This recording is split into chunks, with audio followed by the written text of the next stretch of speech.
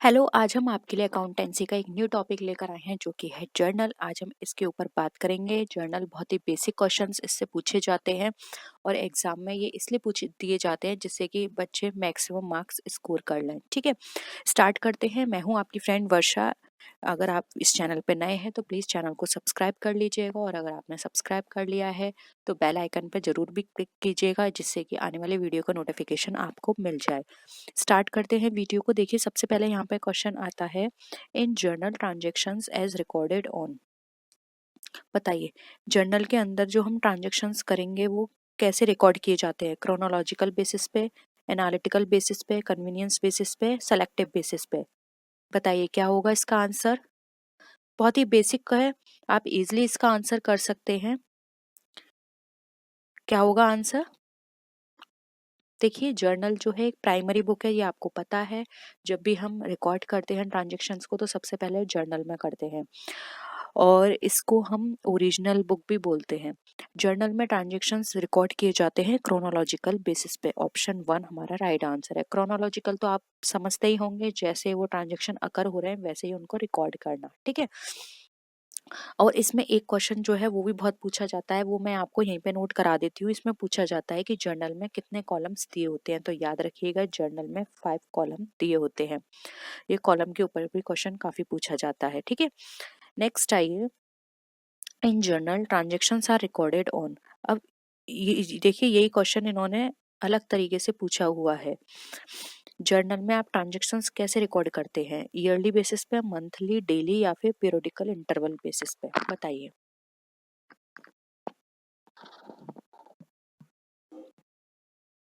Easily आप बात कर सकते हैं।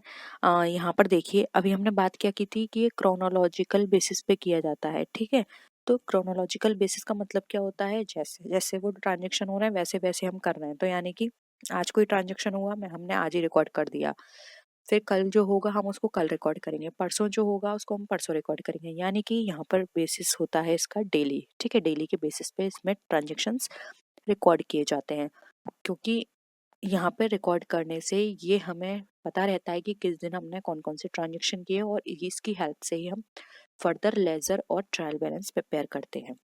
नेक्स्ट आइए, when goods distributed as free samples and charity purpose, one of the following journal entry बतानी है आपको।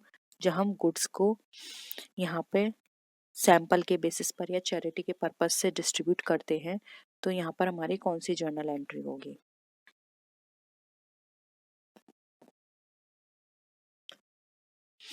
बताइए।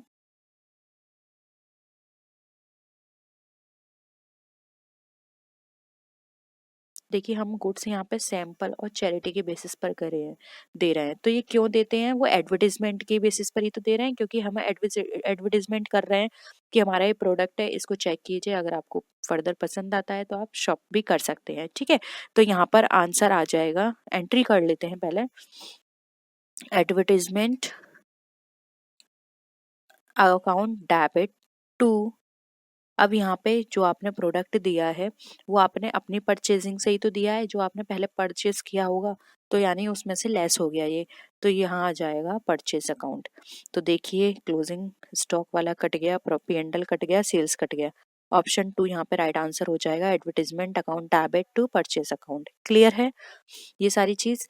क्योंकि हमने वो जो सैंपल और चैरिटी दी है वो है हमने एडवर्टाइज के बेसिस पर ही तो दी है, कि हम अपने प्रोडक्ट को एडवर्टाइज कर रहे हैं कि हमारा ये प्रोडक्ट है, और वो हमने प्रोडक्ट दिया है जो हमने परचेस किया है, यानी रॉ मटेरियल भी हो सकता है, उसको हमने प्रिपेयर किया है, तो वो हमारा परचेस की तरह यहाँ ट्रीट किया जाता है।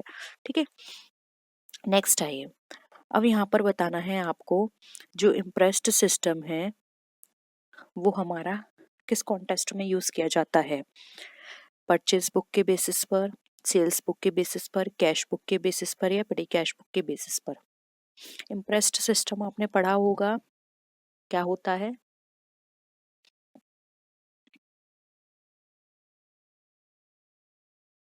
देखिए, इम्प्रेस्ड सिस्टम हमारा पिटी कैश बुक से रिलेटेड होता है। अब पिटी कैश बुक क्या है? पिटी कैश बुक वो कैश बुक होती है, देखिए, एक होती है हमारी कैश बुक और एक होती है पिटी कैश बुक।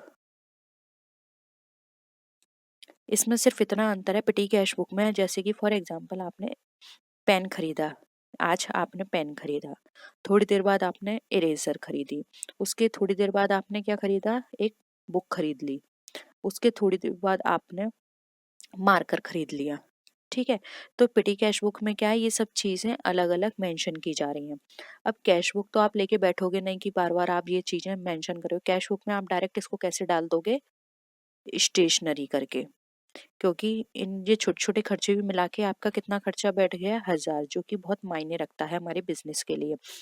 तो पिटी कैश बुक होता है जहाँ पर हम छोटे छोटे खर्चे करते हैं, लेकिन वो छोटे छोटे खर्चे हमारे एक बड़ा खर्चा बनते हैं, तो वो इकट्ठा करके हमारी कैश बुक में लिख लिए जाते हैं। तो और इस पिटी कैश को मेंटेन करने के लिए जो सिस्टम फॉलो किया जाता है उसको बोलते हैं हम इम्प्रेस्ड सिस्टम। क्लियर है? नेक्स्ट आइए, विच of the following have Contra entries. अब आपको बतानी है इसमें से कौन सी कॉन्ट्रा एंट्रीज होती हैं। Simple cash book, petty cash book, 3 column cash book या फिर ऑल कैश बुक, बताइए।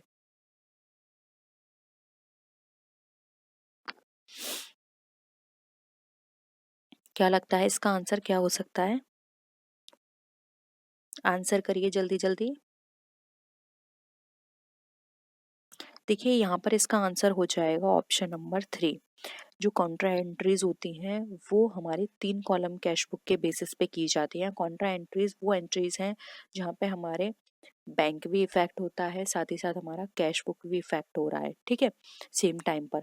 तो वो हमारी यहाँ पे Contra entry of 3 column cash book में क्या होता है, हमारी कैश हो गया, दूसरा हमारा बैंक हो गया, तीसरा हमारा डिस्काउंट हो गया। तो ये कॉन्ट्रा एंट्रीज में ये हमारे तीनों चीजें इफेक्ट होती हैं, ठीक है। तो यहाँ पर राइट आंसर हो जाएगा 3। नेक्स्ट आइए, balance of petty cash book represents. अब हमने अभी पहले पिटी कैश बुक बात की थी, तो पिटी कैश बुक का कोई भी बैलेंस बचेगा तो वो हमारा क्या कहलाएगा, an expense, a profit, an assets, a liability, बताइए। मैं आपको यहाँ पे बता दूं, जो पिटी कैश बुक होती है उसमें जो कैशियर होता है उसको एक साथ अमाउंट दे दिया जाता है कि वो जितना चाहे उतना खर्चा करे, और जो बाद में इस पूरे खर्चे का जो भी अमाउंट जितना उसने खर्च किया है वो बाद में बता देगा, उस हिसाब से वो उसको कैश बुक में लिख लिया जाएगा। तो वहां पर उसके पास जो अमाउंट बच रहा है वो क्या है, वो क्या है हमारे लिए, वो हमें एक असेट ही तो है, क्योंकि वो बचा हुआ अमाउंट हमारे लिए असेट का काम करेगा, क्योंकि वो कैश बचा हुआ है। तो यहाँ पे ऑप्शन हो जाएगा 3। क्लियर है? इम्प्रेस्ड सिस्टम पिटी कैश बुक में काम करता है और इसके अनुसार जो कैशियर होता है उसको कुछ मनी दे दी जाती है, और वो कैशियर पिटी कैशियर कहलाता है, जिससे कि वो इन खर्चों को कर पाए, और जो बैलेंस बचता है बाद में वो बिजनेस के लिए एसेट्स कहलाएगा। नेक्स्ट देखिए, sales book is a record of. अब सेल्स बुक किसका रिकॉर्ड होती है, only cash book of goods, only sales of assets, only credit sales of goods या फिर ऑल सेल्स, बताइए। सेल्स बुक किसका रिकॉर्ड है?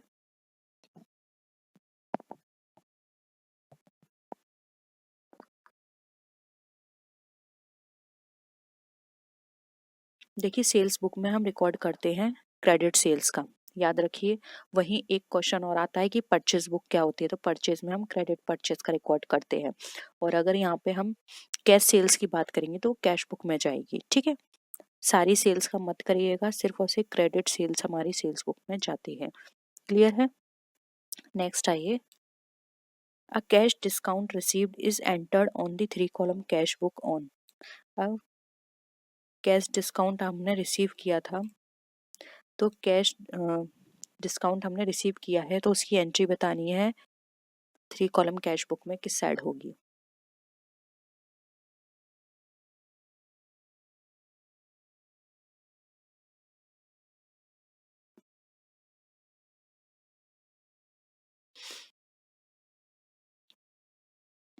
यहाँ पे कैश बुक रिसीव हो रहा है तो आप क्या करोगे, आप उसको कैश बुक में क्रेडिट साइड लिखोगे, क्योंकि ये कैसा हो जाएगा, कैश अकाउंट में जाएगा, टू डिस्काउंट करके, ठीक है। तो यहाँ पे ये क्रेडिट साइड आएगा। नेक्स्ट आइए, अब आपको बताना है जो आउटस्टैंडिंग एक्सपेंसेस होते हैं वो क्या हैं। किस तरह का खाता होते हैं? Income and expenditure account, nominal account, personal account या रियल अकाउंट। ये मैंने आपको जब अकाउंट डिस्कस किए थे तो मैंने आपको बताया था कि हमारे आउटस्टैंडिंग एक्सपेंसेस किस तरह के अकाउंट होते हैं। देखिए, जब कभी भी ये आप ट्रिक समझ लीजिए, अगर आपको अकाउंट नहीं समझ में आते हैं या आपको नहीं पता, जब भी किसी भी ट्रांजैक्शन के आगे आउटस्टैंडिंग, प्रीपेड, एक्रूड, ये कोई भी टर्म लिखा आ जाए, आंख बंद करके उसको लिख दीजिए पर्सनल अकाउंट। ठीक है, क्लियर है? क्योंकि ये हमारा रिप्रेजेंटेटिव पर्सनल अकाउंट की बात करता है। नेक्स्ट आइए, contra entries in cash book are made when. अब कॉन्ट्रा एंट्रीज कैश बुक में कब बनाई जाती हैं बताइए? पिटी कैश जब मेंटेन करते हैं, सिंपल कैश बुक मेंटेन करते हैं, 3 कॉलम कैश बुक मेंटेन करते हैं, या फिर सभी के द्वारा? इजीली बता सकते हैं, अभी ही हमने डिस्कस किया था ये। जब हम कॉन्ट्रा एंट्रीज करते हैं कैश बुक में तो वो तब बनाते करते हैं जब हम 3 कॉलम कैश बुक को मेंटेन कर रहे हैं, तब हम कॉन्ट्रा एंट्रीज वहाँ पे करते हैं। क्लियर है? सिंपल है। कॉन्ट्रा एंट्रीज हमें वो ट्रांजेक्शन्स बताती हैं जिसमें कैश और बैंक दोनों इन्वॉल्व होते हैं, या फिर दूसरे शब्दों में कहें तो ऐसी एंट्री जिसमें हमारे दोनों अकाउंट कैश और बैंक अफेक्ट हो रहे हैं, वो हमें कॉन्ट्रा एंट्री कहलाती हैं।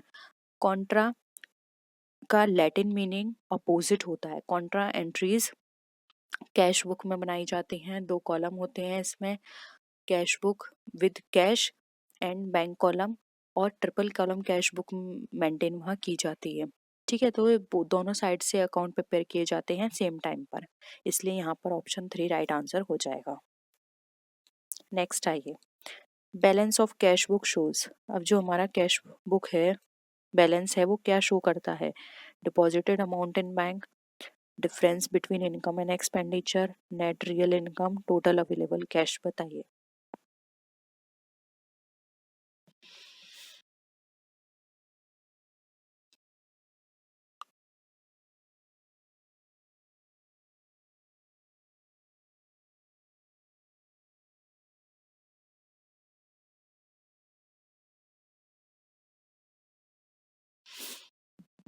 बैलेंस ऑफ कैश बुक क्या बताता है? जब हमारे पास जब कैश बुक का बैलेंस बचता है तो इसका मतलब ये है कि हमारे पास क्या हो रहा है? कैश बच रहा है। सिंपल है। नेक्स्ट देखिए, विच of the following is a personal account. अब आपको बताना है इसमें से पर्सनल अकाउंट क्या है? Life stock, bills payable, accrued income, goodwill.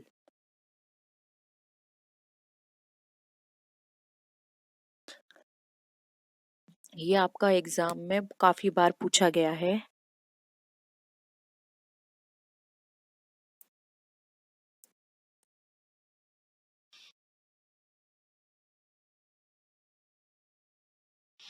देखिए, यहाँ पर इस क्वेश्चन को आप स्टार लगा लीजिए क्योंकि यहाँ पे ऑप्शंस गड़बड़ हैं। लाइव स्टॉक तो आपका रियल अकाउंट हो गया है, गुडविल भी आपका रियल अकाउंट है, लेकिन ये दोनों आपके पर्सनल अकाउंट में आते हैं।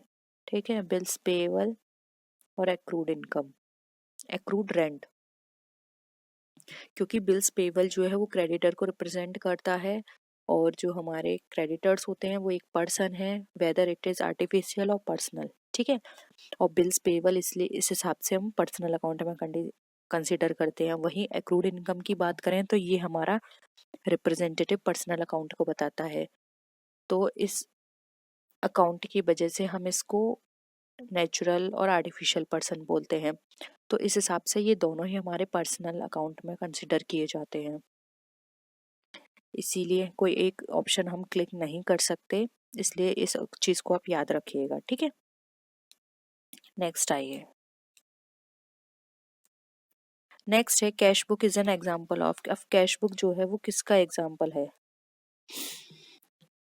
Simple journal, special journal, A and B both, या फिर नन ऑफ द अबव।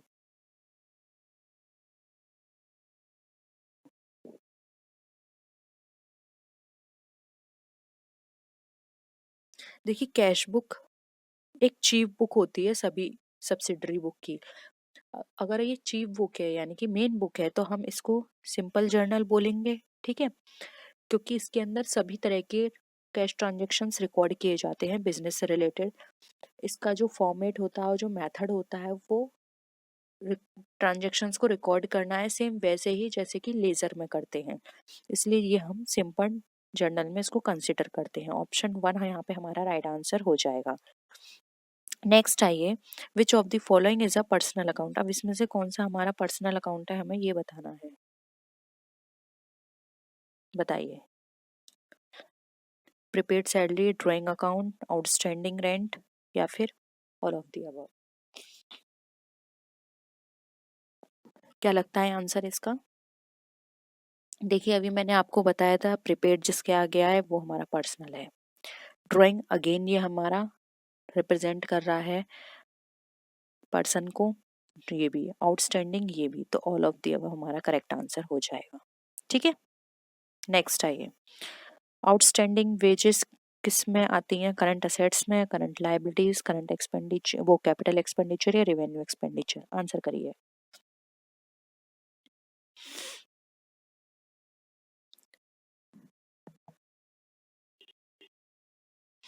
देखिए आउटस्टैंडिंग यानी कि बकाया मजदूरी, यानी कि कोई ऐसा वेजेस जो आपकी देने से रह गई है, तो कोई चीज जो आपको देने से आपको देनी थी आपको देने से रह गई है तो ये तो लायबिलिटी हो गई, तो असेट्स तो कट गई, एक्सपेंडिचर भी कट गया, ये वाला एक्सपेंडिचर भी कट गया क्योंकि ये कैपिटल का नेचर नहीं है, रेवेन्यू का नहीं है, ये हमारी हो जाएगी करंट लायबिलिटी, ठीक है। ऑप्शन 2 यहाँ पे करेक्ट है। नेक्स्ट आइए, in an organisation purchase book records, purchase book क्या रिकॉर्ड करती है? कैश ट्रांजेक्शन को, cash purchase transaction, transaction related to credit purchase of raw material या फिर क्रेडिट परचेज ऑफ गुड्स।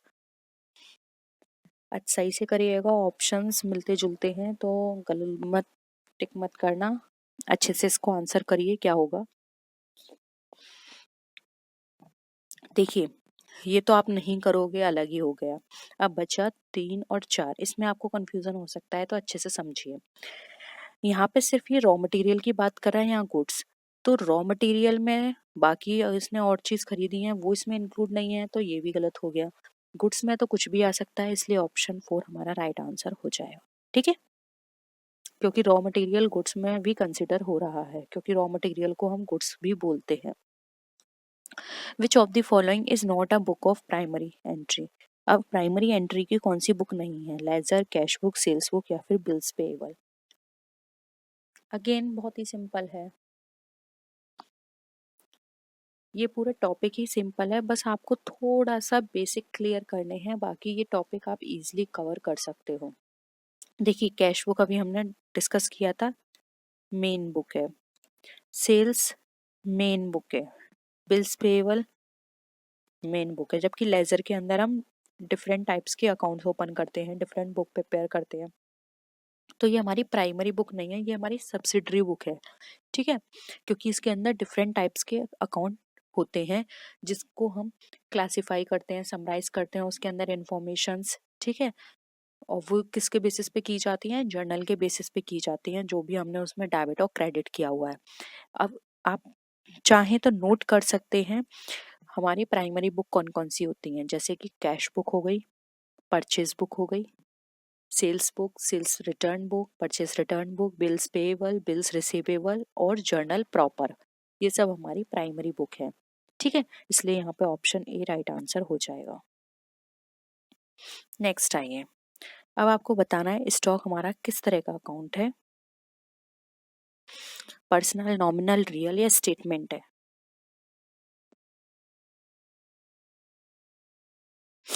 देखिए एक बार मैं आपको फिर से रिवाइज करा देती हूँ, हमारे पास टोटल 3 अकाउंट होते हैं, personal account, real account and nominal account. Personal account में भी फर्दर हमारे होते हैं नेचुरल पर्सन जिसमें किसी का नाम आता है राम, फिर होता है आर्टिफिशियल जिसको हम क्रिएट कर देते हैं, जैसे कि किसी कंपनी का नाम, कंपनी के नाम से अकाउंट है, जैसे कि Ram and sons company, Shyam and sons company, ठीक है। थर्ड आता है रिप्रेजेंटेटिव पर्सनल अकाउंट जो किसी को रिप्रेजेंट करते हैं, जैसे कि आउटस्टैंडिंग वेजेस, प्रीपेड सैलरी, ये सारे इसमें आते हैं। अब आता है रियल अकाउंट, रियल अकाउंट भी फर्दर डिवाइडेड 2 पार्ट्स में, tangible and intangible. Tangible real accounts वो होते हैं जैसे कि फर्नीचर, मशीन, जिनको आप टच कर सकते हो। इंटेंजिबल वो होते हैं जिनको आप टच नहीं कर सकते हो, जैसे कि गुडविल, पेटेंट। फिर नॉमिनल अकाउंट में आते हैं वो सारी चीजें जो कि हमारे लॉस, हमारी एक्सपेंस, हमारी इनकम, हमारे गेन से रिलेटेड है। ठीक है, तो आपको पूछा है स्टॉक, तो स्टॉक क्या है हमारा? रियल अकाउंट है। ऑप्शन 3 राइट आंसर हो जाएगा। क्लियर है? आइए नेक्स्ट, ये भी याद रखिए, अ, इसमें हम असेट्स की बात करते हैं रियल अकाउंट में, और स्टॉक हमारी असेट है, इसलिए रियल अकाउंट हो जाएगा। ठीक है, अब आपको बताना है an item is considered material if it is, एक आइटम जो है वो मटेरियल की तरह कंसिडर किया जा रहा है यदि वो रियल अकाउंट से रिलेटेड हो, रॉ मटेरियल से रिलेटेड, सफिशिएंट फॉर यूजर्स, या फिर ऑल ऑफ द अबव। बताइए।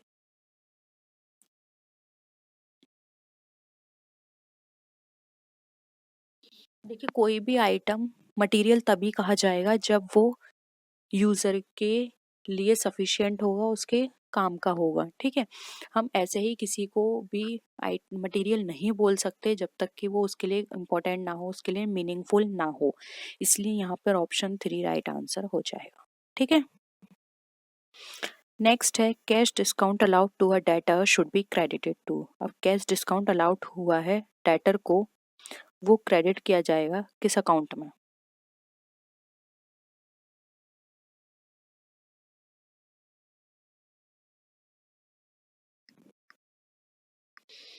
क्या होगा इसका आंसर? पहले तो इसकी एंट्री कर लीजिए, आपको कैश रिसीव हुआ है एक डेटर को।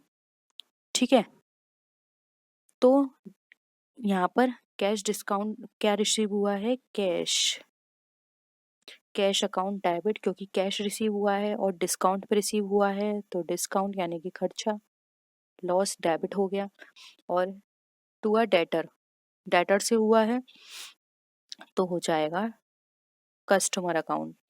ठीक है, तो यहाँ पे पूछा गया है क्रेडिट किस में होगा, तो क्रेडिट तो हमारा क्रेडिटर में हुआ है, वो कस्टमर में हुआ है। ऑप्शन 2 हमारा राइट आंसर हो जाएगा। नेक्स्ट आइए, a customer's cheque returned after being dishonoured will be recorded in. अब एक कस्टमर का चेक जो है रिटर्न हुआ है डिसऑनर होने के बाद, तो वो किस में रिकॉर्ड करेंगे?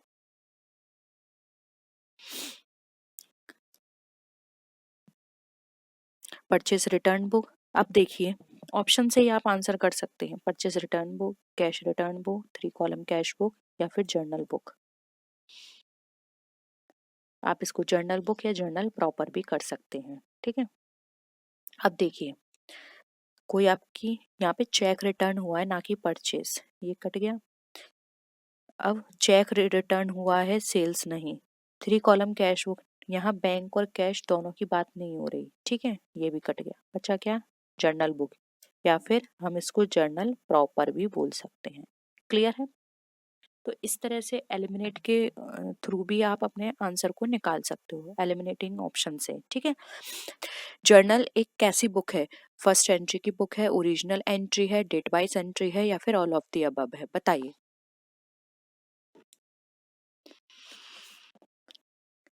क्या होगा इसका आंसर?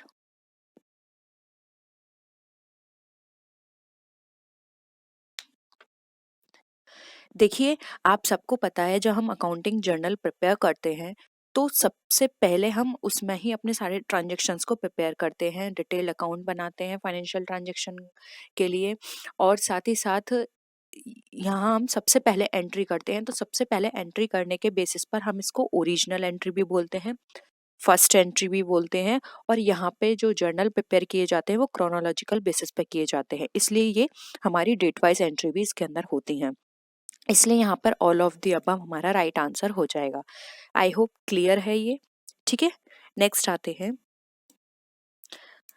ये क्वेश्चन भी बहुत पूछा जाता है और बेसिक है कि जब हम जर्नल प्रिपेयर करते हैं तो उसमें कितने कॉलम्स बनाए जाते हैं? 4, 5, 6 और 8। बताइए।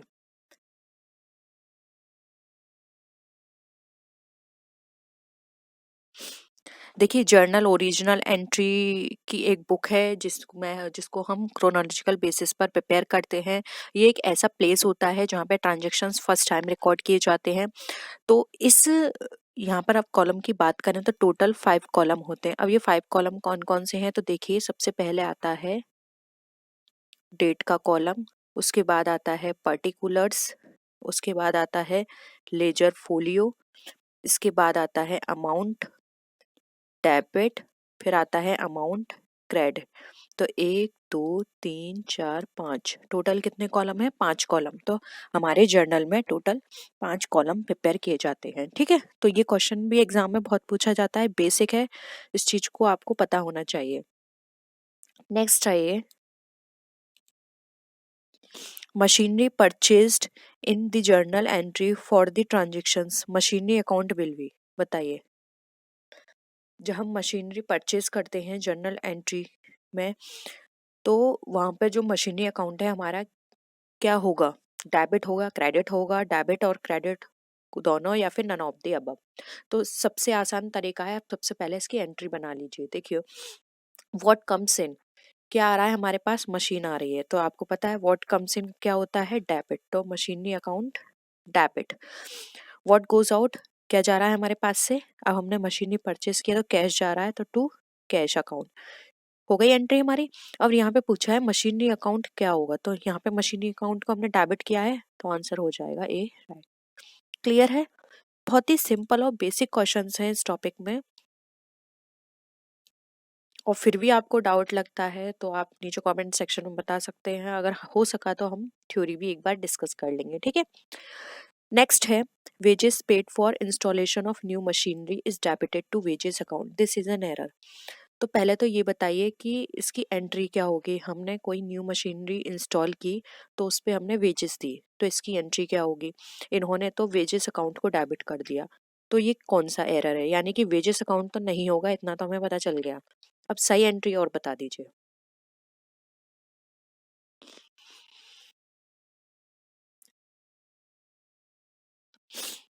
बताइए क्या होगा?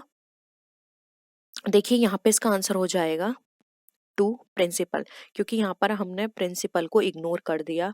जिस प्रिंसिपल के अकॉर्डिंग जो एंट्री होनी थी वो ना करके हमने दूसरी एंट्री कर दी, यानी कि हमें प्रिंसिपल की नॉलेज नहीं है, तो ये प्रिंसिपल एरर है। अब सबसे पहले ये देखिए, हमने कोई न्यू मशीनरी यहाँ पे इंस्टॉल की है और उस पे हमने यहाँ पे वेजेस दिए, तो यहाँ पर जो वेजेस है वो न्यू मशीनरी के अमाउंट में ऐड कर दी जाएगी, तो वो न्यू मशीनरी में ही आएगी। तो यहाँ पर एंट्री क्या हो जाएगी?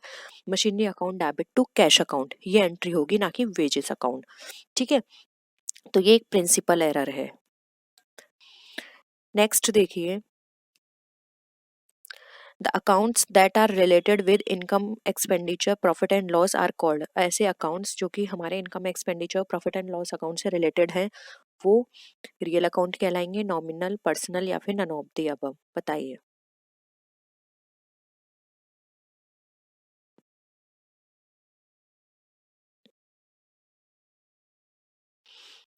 ये मैंने जब अकाउंट आपको समझाए थे तभी बताया था कि जितने भी हमारे एक्सपेंडिचर्स, लॉस, इनकम, गेन्स होते हैं वो हमारे सब नॉमिनल अकाउंट में जाते हैं। पर्सनल अकाउंट में हमारी सारी असेट्स जाती हैं, रियल वो टेंजिबल और इनटेंजिबल असेट्स।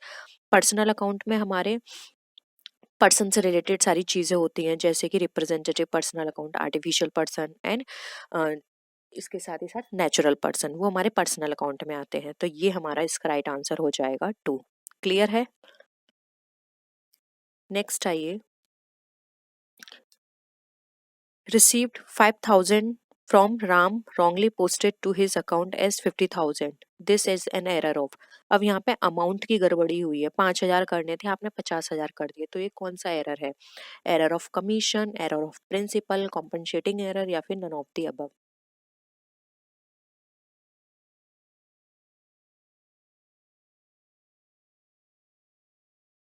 देखिए जब कभी भी हम यहाँ पर अमाउंट की गड़बड़ी करते हैं तो वो हमारा एरर ऑफ कमीशन के अंदर आता है। ठीक है, एरर ऑफ प्रिंसिपल तो हमने आपको डिस्कस कर ही दिया था, जब हम डेबिट की जगह जो कोई अकाउंट डेबिट करना होता है उसकी जगह हम किसी और अकाउंट को डेबिट कर देते हैं, वो हमारा प्रिंसिपल में आता है। कॉम्पनसेटिंग एरर होता है आपने एंट्री करते समय कोई गड़बड़ कर दी। ठीक है, तो यहाँ पर यह कोई एंट्री करने में आपको भूल हो गई, ठीक है, वो हमारा कॉम्पनसेटिंग है। लेकिन यहाँ पे तो पैसे, कमीशन का मतलब अमाउंट से आता है, और यहाँ पे हमने अमाउंट की गड़बड़ी की है, इसलिए ऑप्शन 1 आपका राइट आंसर हो जाएगा।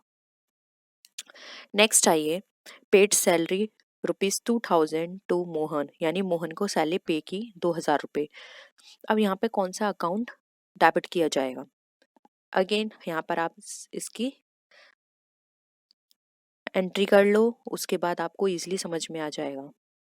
मोहन की सैलरी पे की है, यानी कि कैश यहाँ पे यूज हुआ है, आपके पास से क्या गया है? कैश।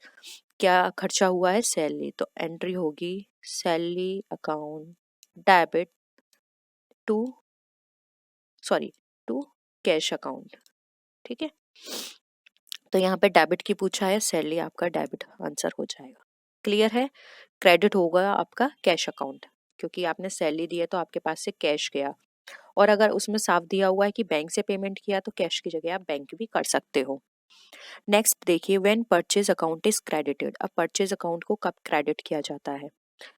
सिंपल है, देखिए, जब हम गुड्स को क्रेडिट पे परचेज करते हैं, जब गुड्स कैश पे परचेज करते हैं, व्हेन गुड्स आर सोल्ड, जब गुड्स सोल्ड हो जाता है, या फिर when the goods are taken by proprietor for personal use. बस आइए, यहाँ पर याद रखिए क्रेडिट पूछा गया है।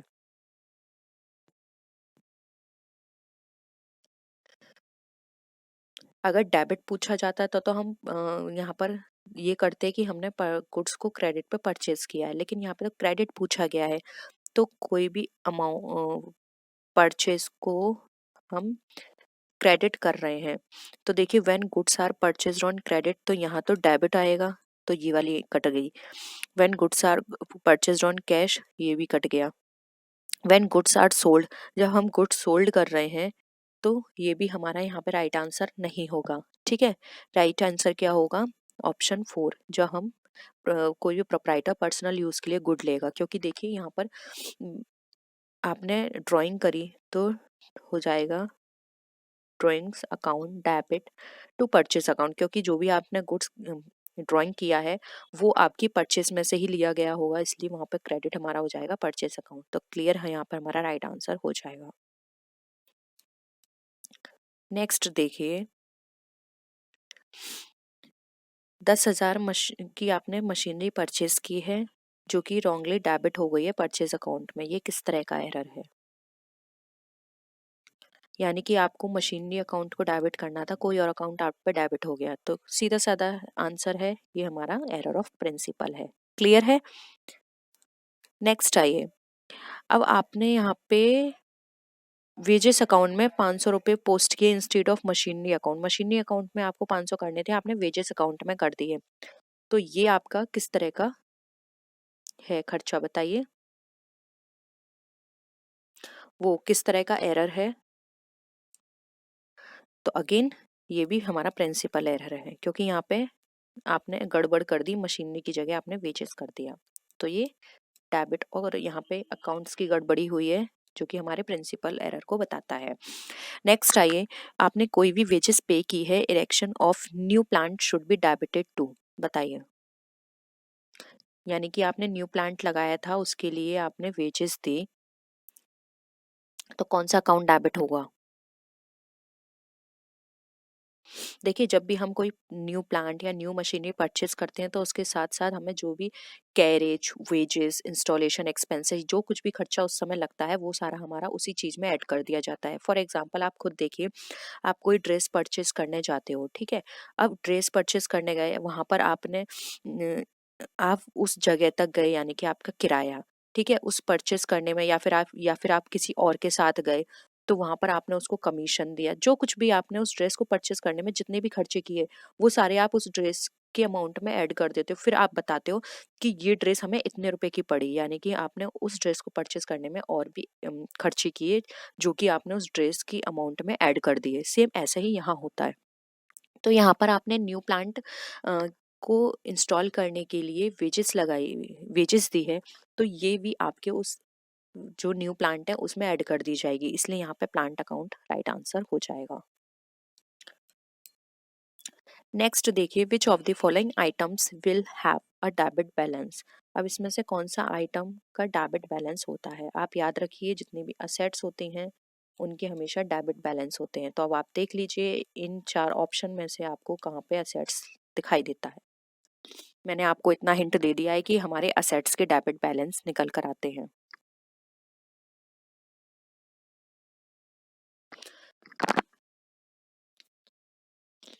असेट्स हो गया, एक्सपेंसेस हो गए, रिप्रेजेंटेटिव पर्सनल अकाउंट हो गए, ये सब हमारा डेबिट बैलेंस रखते हैं। देखिए, इनकम रिसीव्ड इन एडवांस, ये तो कोई असेट नहीं है हमारा, ये तो हमारे लिए लायबिलिटी हो गई। बैंक लोन एक्सपेंस हो गए, ठीक है। अब यहाँ पर हमारे प्रीपेड इंश्योरेंस प्रीमियम है। अब देखिए यहाँ पे प्रीपेड आ गया, ठीक है। अब प्रीपेड आपको पता है ये रिप्रेजेंटेटिव पर्सनल अकाउंट का, और अभी मैंने कहा जितने रिप्रेजेंटेटिव पर्सनल अकाउंट होते हैं, असेट्स हो गई, ये सब हमारे डेबिट बैलेंस शो करते हैं। रिजर्व फॉर डाउटफुल डेट्स, ये भी हमारा असेट नहीं है।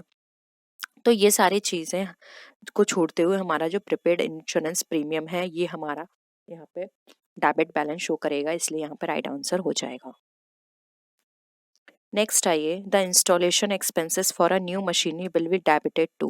अब तो आप ये इजीली समझ गए होंगे, आंसर आसानी से कर सकते हैं। इसका राइट आंसर हो जाएगा मशीनरी अकाउंट, ठीक है।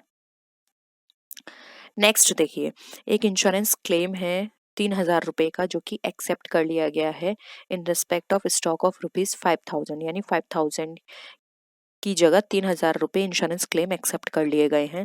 तो जो 2,000 रुपए हैं वो कहाँ पे आप शो करेंगे, trading account, P&L account, stock या फिर bad debt.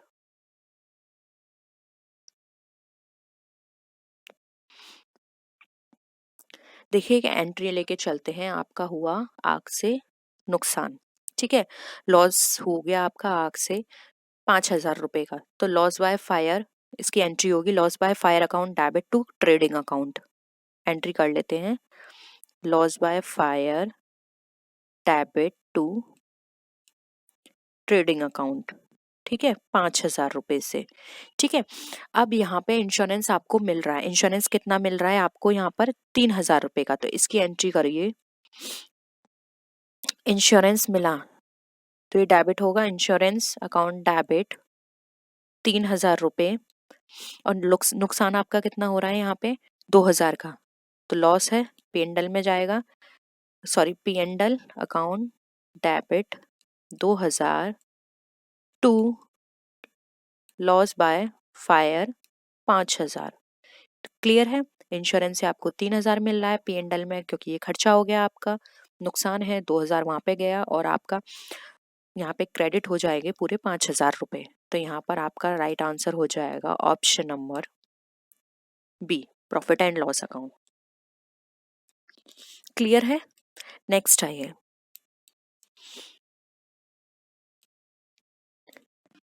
On purchase of old furniture of ₹8,000 were spent on its repairs, this amount should be debited to. यानी कि कोई भी आपने ओल्ड फर्नीचर परचेज किया 8,000 रुपए का, और उसकी आपने रिपेयरिंग कराई, तो ये अमाउंट किस में इंक्लूड किया जाएगा।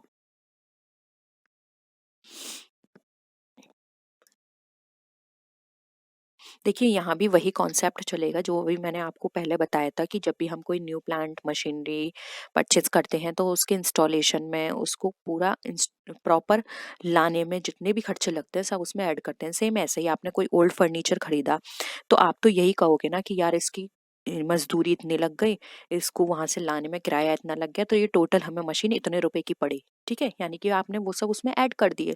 तो सेम ऐसे ही होगा, डेबिट यहाँ पर जो होगा वो होगा आपका फर्नीचर अकाउंट। आपने क्योंकि वो सारे खर्चे जो कुछ भी लगे वो आपने सारे इसमें लगा दिए, ठीक है। नेक्स्ट आइए, purchase a machinery for ₹50,000 but debited to purchase account, ये किस तरह का एरर है। अब तो आप इजीली यूज टू हो गए होंगे इन सब चीज़ों के, इसको सॉल्व करने के, तो आप इजीली इनका आंसर कर सकते हैं ज़्यादा ना सोचते हुए कि ये हमारा प्रिंसिपल एरर है, क्योंकि यहाँ पर हमने मशीनरी परचेज की थी लेकिन हमने परचेज अकाउंट में डाल दिया, जबकि जाना क्या था, मशीनरी अकाउंट में ये डेबिट होना था, और हमने कर दिया किसमें, परचेज अकाउंट में, ठीक है। तो यहाँ पर ऑप्शन 2 हमारा राइट आंसर हो जाएगा। तो यही थे आज के क्वेश्चंस। होप यहाँ पर आपको अब जर्नल से रिलेटेड सारे कॉन्सेप्ट क्लियर हो गए हैं, आपका जर्नल टॉपिक क्लियर हो गया। इसके बाद जो हम क्वेश्चंस डिस्कस करेंगे वो लेज़र के करेंगे, तो आप पहले से उसको पढ़ लीजिएगा, जिससे कि आप जब हम क्वेश्चन डिस्कस करें तो आप इजीली उसका आंसर कर पाएँ। आपको वीडियो कैसी लगी कमेंट सेक्शन में ज़रूर बताइएगा, और अपने फ्रेंड्स के साथ भी शेयर कीजिएगा, जिससे कि वो भी अगर किसी एग्ज़ाम की तैयारी कर रहे हैं तो उनको भी ये क्वेश्चंस मिल पाएँ। ठीक है, तो नेक्स्ट वीडियो में मिलते हैं। और हाँ, प्लीज़ चैनल को सब्सक्राइब ज़रूर कर लीजिएगा, और साथ ही साथ वीडियो को लाइक कीजिएगा अगर आपको पसंद आती है तो। ठीक है, तो नेक्स्ट वीडियो में मिलते हैं, तब तक के लिए टेक केयर, बाय बाय।